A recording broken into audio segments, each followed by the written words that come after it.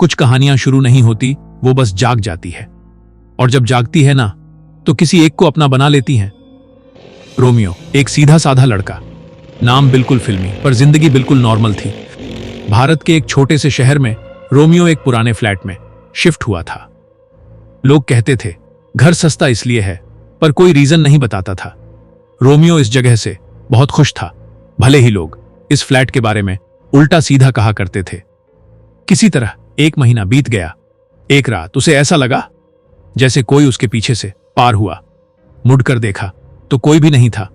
Romeo थोड़ा घबरा गया, पर मिरर में उसका रिफ्लेक्शन थोड़ा लेट मूव कर रहा था। उसने ये सब चीजें इग्नोर की, पर अगले दिन से चीजें बदलने लगी। उसके फोन में फोटोज आने लगे जो उसने कभी क्लिक ही नहीं किए थे। हर फोटो में एक ही जगह और एक ही कमरा था, और पीछे कोई खड़ा था। चेहरा क्लियर नहीं दिख रहा था, बस एक डार्क शैडो दिख रहा था। रोमियो पूरी तरह से घबरा गया था। फ्लैट के वॉचमैन ने एक दिन कहा, बेटा रात को तुम फ्लैट के बाहर खड़े रहते हो क्या? रोमियो पूरी तरह से कांप उठा। उसने कहा, नहीं। वॉचमैन चुप हो गया और बस इतना बोला, पिछला रोमियो भी यही बोलता था।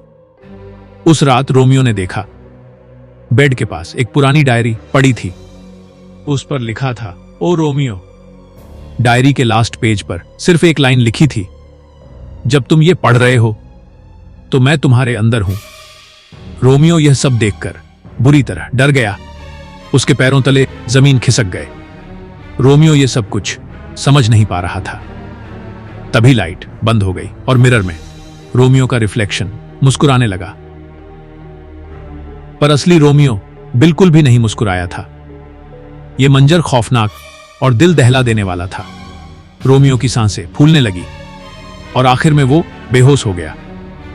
इस कहानी में रोमियो मरा नहीं, बस वो एक बुरी आत्मा में रिप्लेस हो गया।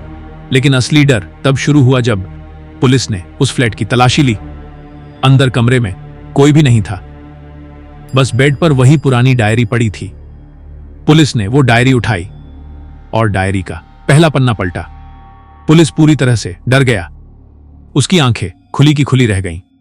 रोमियो के फोटो पर क्रॉस के निशान थे और डायरी पर लिखा था, अगर तुम इस डायरी को खोले हो तो इसका मतलब अगले रोमियो तुम हो। रोमियो पार्ट 2 देखने के लिए चैनल को अभी सब्सक्राइब करें।